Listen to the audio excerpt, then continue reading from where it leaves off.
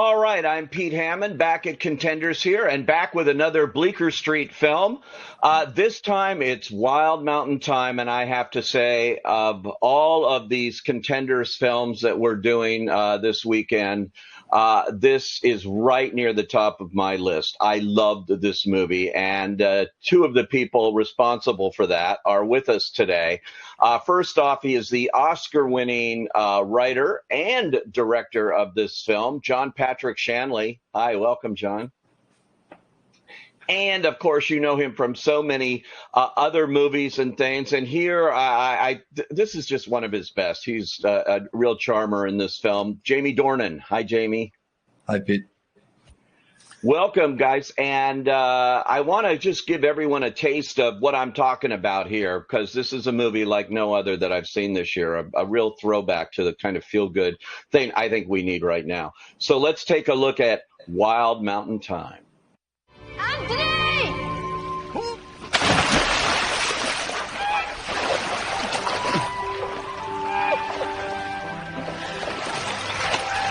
Are you all right? I'm fine. What are you doing out there? Fishing. That was fishing? Yeah. Without a rod? Who were you talking to?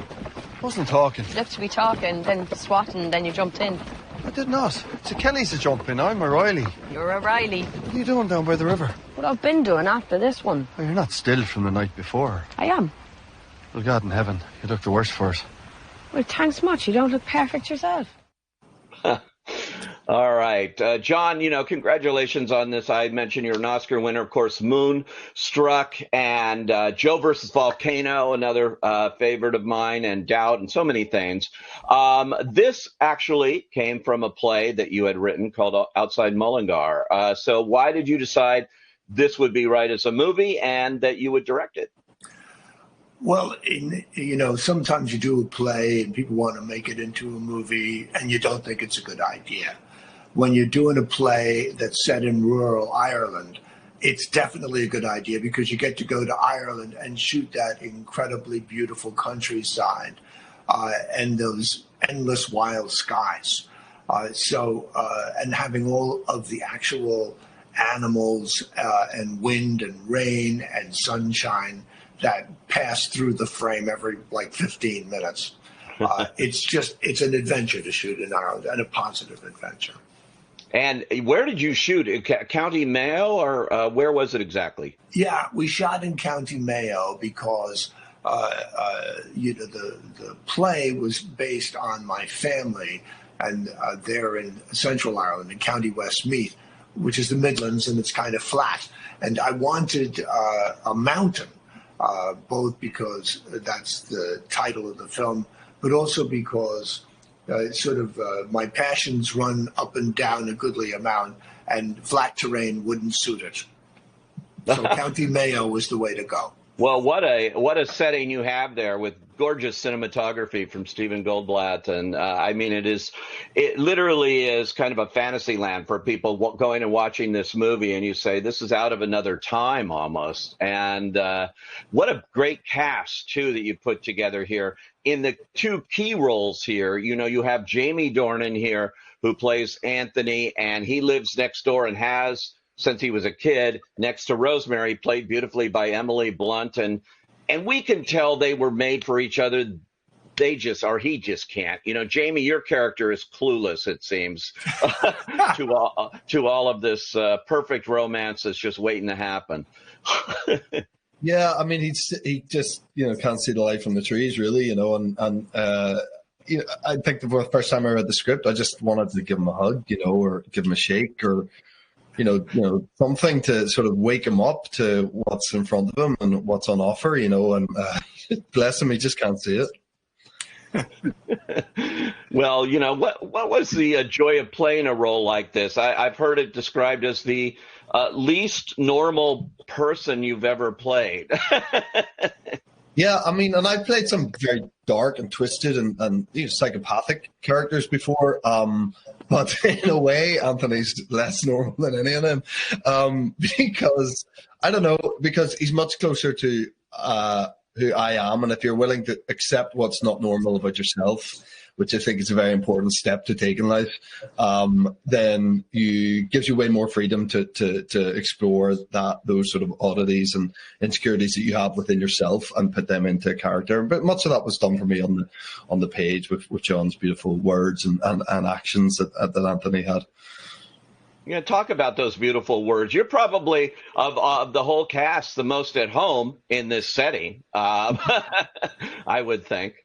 Yeah, definitely, but still, I've never read anything that's so lyrical as Wild Mountain Thyme, and people who sort of, talk in that lyrical and sort of, they almost talk in verse, and it's very beautifully rhythmed, and you feel that, again, like Shanley's written it in a way that you just can't wait to say the words, and often I've been in situations where I'm happy to say the words, or, I don't really want to say those words, but I've sort of been pushed into saying those words.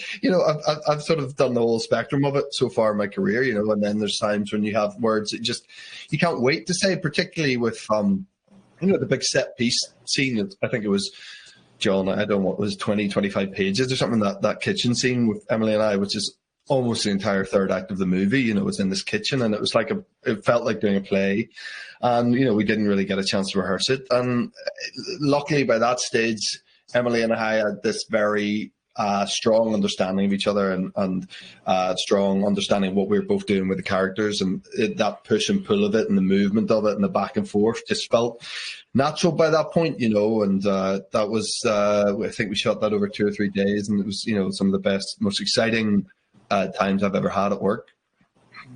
Yeah, talk about that, John. Talk about getting this cast together. And beyond Jamie and Emily Blunt, you have the great Christopher Walken playing his father here, and you have John Hamm who comes into it, and it's just a fantastic cast. Yeah, I definitely got the A team, and when you're working with Chris Walken, it's sort of like you radio up to some other planet, and he parachutes into this world for a little while and does, whatever it is that he's decided he's going to do. And then he's beamed away again to wherever the hell that man actually lives. And then, John Hamm has that sort of incredible American, what's the problem attitude. And faced with people who are just bursting with problems of an internal kind. And so he kind of brings a reality check to the proceedings. Was like, what are you people doing? Why don't you just get on with your lives? You're creating problems that don't really exist. But we also had a lot of Irish actors like Barry McGovern, in other subsidiary roles, and Dervla Malloy, who is beautiful actress and from Ireland originally as well. And everywhere you turned, if I were an actor, everywhere I would turn, I would run into another great actor to play a scene with. So it's kind of I would imagine, great fun to go in there and bounce off these people. Yeah, and just the whole feel of the movie. I want to do a shout out too for the music. Amelia Warner, who Jamie knows very well because that happens to be his wife. And musically, this offers you opportunities, Jamie. Yeah, it does. Nothing more terrifying than having to sing alongside Mary Poppins. But that aspect of it is lovely, and this song's always meant something to me. I've known the song my whole life, and to be able to sing it was a beautiful thing. And I think it's weirdly, that was our first day. We'd sort of shot some stuff in the morning out in the fields, and then that was our first afternoon. First scene that Emily and I had together, like indoors, was that singing scene on day one. So yeah, pure terror, but I think got away with it. It should be on the charts. It was great. And also, before we go, I have to ask you, what's it like working with they say never work with animals or kids. You're working with a lot of animals in this movie.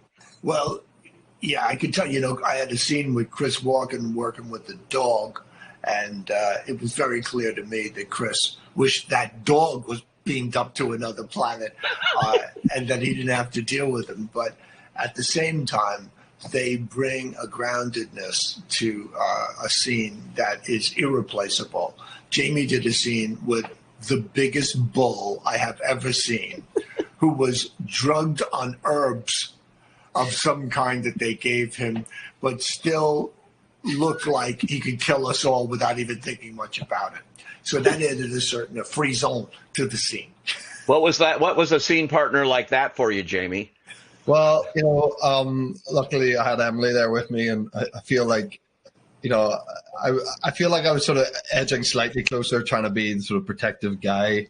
So, I was standing an inch or two closer in case the bull shut up suddenly and the drugs wore off. But it's a mad. I feel like with this movie, there's a lot of peculiar circumstances you find yourself in, and standing with Emily Blunt on a sort of lantern with a live bull was one of the lesser sort of oddities I found myself facing. I love it. Well, if you want a feel-good movie, this is the one, Wild Mountain Thyme. Terrific film. Thank you both for joining us here at Contenders, and best of luck with the film going forward. Thanks a lot, guys. Thank you. Thank you. Thank you.